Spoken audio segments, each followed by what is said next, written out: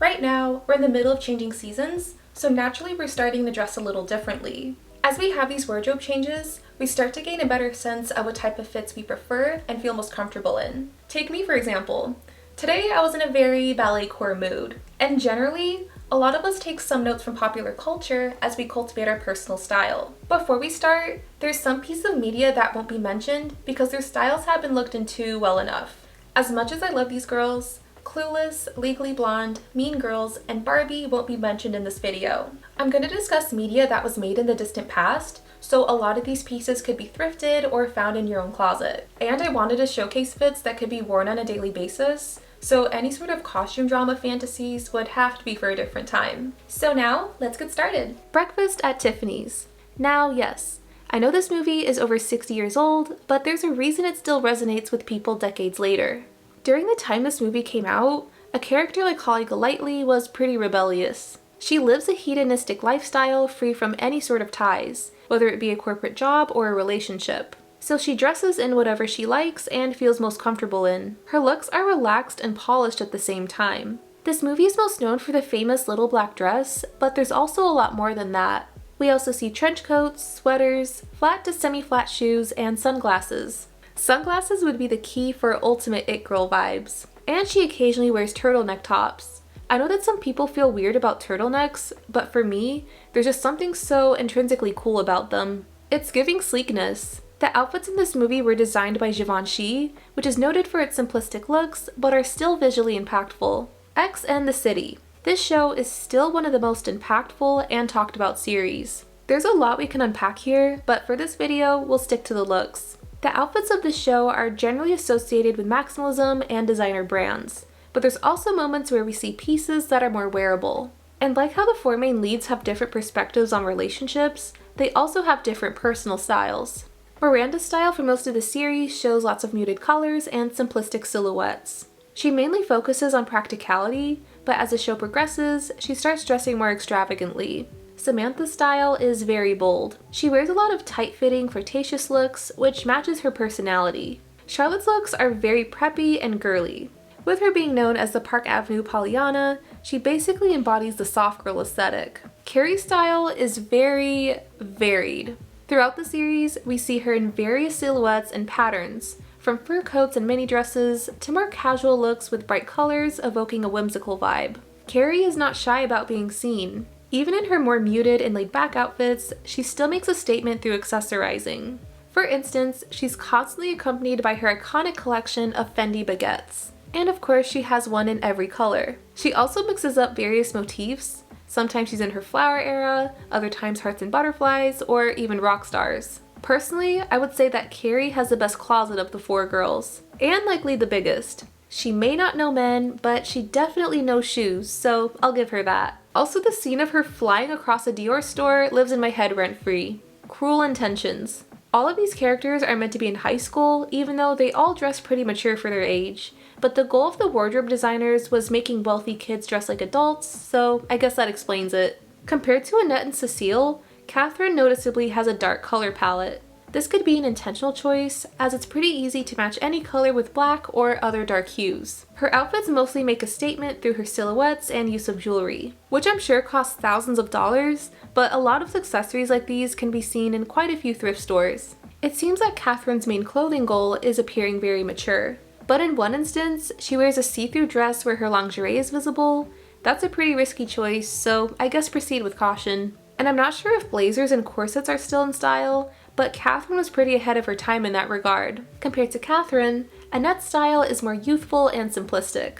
Her character is a general nice girl, and we see this emphasized in her first appearance, wearing literally head-to-toe white. Her first outfit might be a little bit soccer mom-ish, but we'll later see her in a lot of pastel colors, skirts, and plenty of cardigans. You can pretty much wear anything with a cardigan. I'm obsessed with them. The main look of this movie is being mature and sophisticated, which is the common look for fall, especially in cities like New York where warm clothing is actually needed. Charlie's Angels. I'm referring to the first film released in 2000 and only that. This movie is a remake from a show made in the 70s, and we see that time period reflected in a subtle way. Some outfits have a sort of disco vibe, giving a general lighthearted and glamorous energy. This movie is a good demonstration on how much of a power move dark pants and heels are, or just dark clothing in general.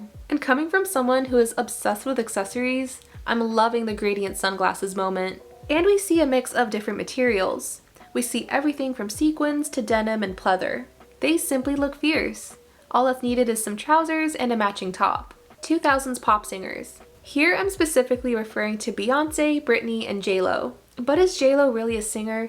Anyways, in the early 2000s, she was considered one of the most stylish girls in the game. She consistently has great color harmony. Every shade she has on looks really flattering on her. On the seasonal colors, she's considered a warm autumn, and I would say that pink is her color, which is probably why it was the main shade for her Jenny from the Block era. Her style mixes casual and formal pieces together. Like, she'd be in sweats with heels. A look like this would cause so much debate, but you're that girl if you get the people talking. In instances like this, we do know her. Jennifer Lopez really knows what works, and that's all I'm gonna say about her. In the early 2000s, it's safe to say that Britney Spears was the main pop girl. Style-wise, she was mostly known for wearing crop tops with low-rise jeans. A lot of what she wore in the 2000s gives a country western type feel, even utilizing an almost desert tone palette. She of course also wore a lot of Barbie-esque colors, especially in her music videos. She's arguably a soft autumn and best stands out in warm hues, which is going to be commonplace for the next few months. Britney stood out amongst her contemporaries for her almost DIY sense of style. Currently, Beyonce pretty much has legendary status, and is still as popular as she was in the 2000s. As she was entering her career as a solo artist, she had a particular look that still works well today. A lot of Beyonce's outfits had a pop of color, especially lots of oranges, purples, and blues. Bay is a warm autumn, so naturally these bright shades are very flattering on her. Her looks in the Dangerously in Love era had an almost tropical feel to it, with the heavy use of saturated colors. This is because she wears some pieces from Versace's Spring 2003 collection. In her more casual looks, she'd still glam things up with jewelry like multi-layered necklaces and hoop earrings. Her style would change throughout her artist evolution, but her early career still delivers wearable looks for today. My Scene.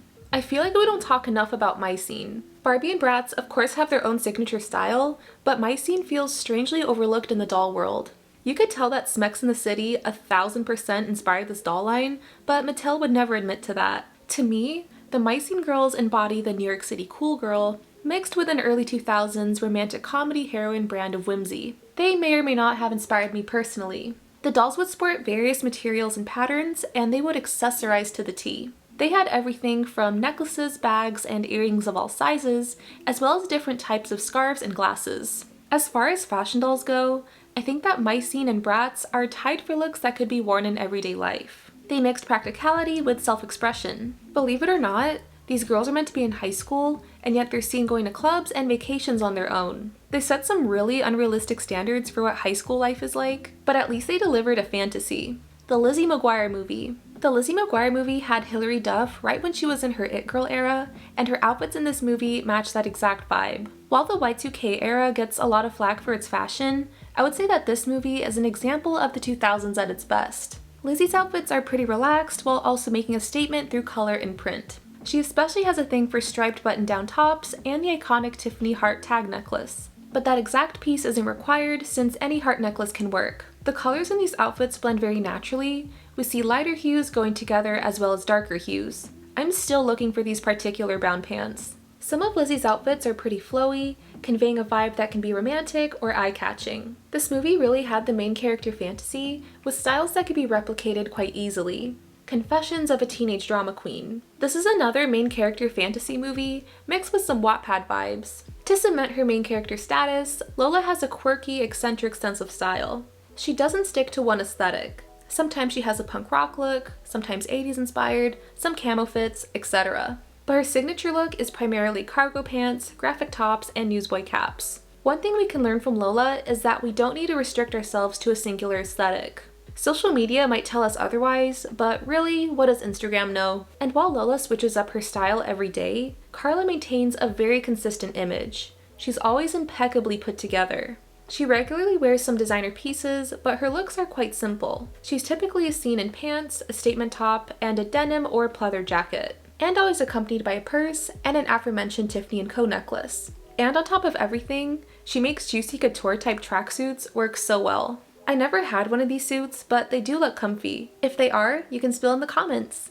13 going on 30. So because this is about a teenager in the body of a 30-year-old, we see lots of sophisticated silhouettes mixed with youthful patterns and colors. The most famous look in this movie is also from Versace, making a big statement. But some looks that stood out to me was her various outfits of knee-length skirts and dresses, especially when paired with a cardigan. The patterns here are typically floral or with polka dots, which effortlessly gives off a lighthearted tone to an outfit.